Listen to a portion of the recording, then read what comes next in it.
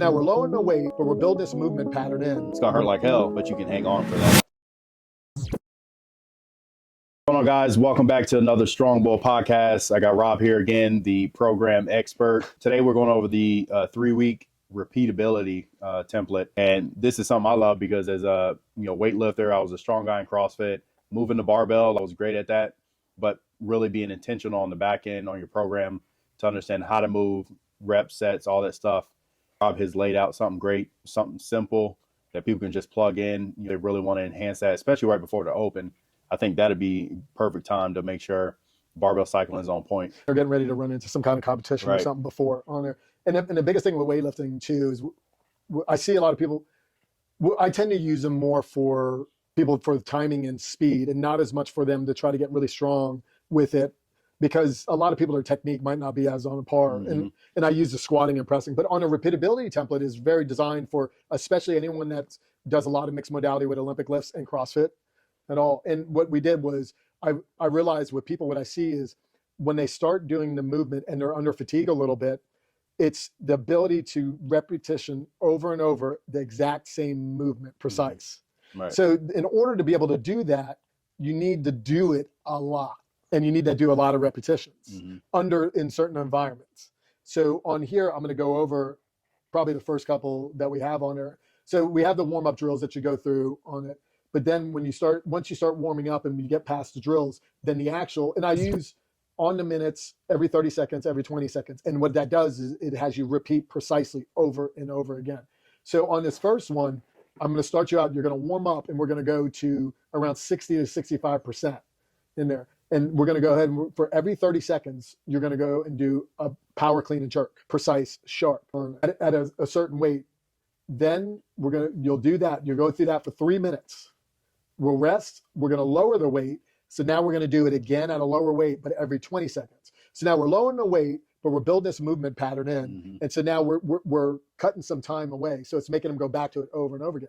So you got every 20 seconds for 3 minutes, which is 9 reps. So the first one was just a total of 6 reps, then 9 reps. And you got to remember, we're warming all the way up to that. Then we're going to finish off. And this is where I tell people is where the wheels fall off. This is where the wheels fall off all the time. And I've done this drills with everybody from gains athletes all the way to your average go. And they're very beneficial. So now, after we have some rest, we're going to lower this weight all the way down to, for most people, it's like 135 or 95, but it's a weight, something they can move through. We're going to go ahead and we're going to do this every 10 seconds for 3 minutes on there. So that ends up turning into 18 reps, but it's not the 18 reps. It is the 6 reps before, the heavier load. It's the 9 reps after. Now you have it. So you're 30-something reps in, but going to those heavy loads before and then starting to go lighter, it makes it feel easier. And then you repeat that over and over. Now, when people get more advanced, I have them every 10 seconds, you see people start ready to fall apart a little bit on it. But if you followed that path and you did this the week before you wanted to do something like Grace, I guarantee your Grace will be really quick. Yeah, the mechanics will feel so much more natural. If you just did Grace every 10 seconds, that's going to go and bring you to like 3 minute and something Grace. Right. And that's with singles drops. And so most of these are singles that we're trying to have people do. I'm not really big on touch and goes with some work with that. But when people get more advanced, then I come through that again. And instead of the every 30 seconds, now I start you out at every 20 seconds at a heavy load. Then I go to every 15 seconds. And then the last one, we go to every 7 seconds. So what that does is it gets you so used to repeating that movement over and over again. It's almost second nature and almost instinct. So when you're in a workout and you're under fatigue, you can walk up to a barbell and know, I have 20 clean and jerks after I'm fatigued. I can do it fresh every 7 seconds. So I might need to go to every 10 seconds or every 12 seconds. And you'll just move through that very methodical.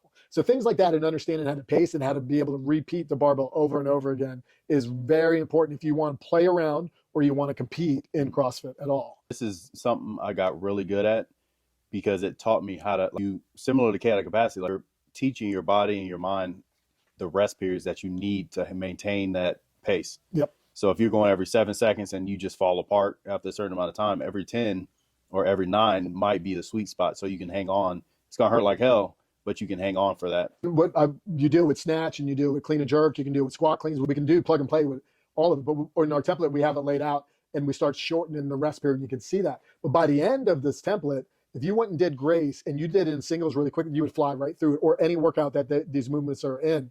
When you go to do it and it's a repeatability, like what Jeff was saying, is that it just teaches you that repetition over and over. It teaches you how to be able to set up quickly, be able to go to the move, and be able to finish it quickly and just do it over and over.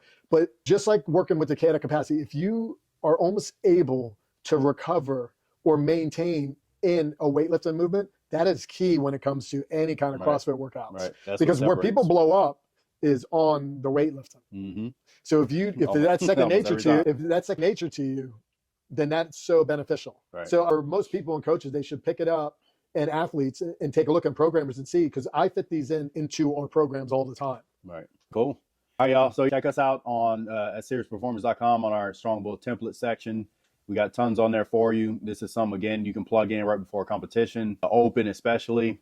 Make sure you have that barbell cycling on point. So check us out. Peace.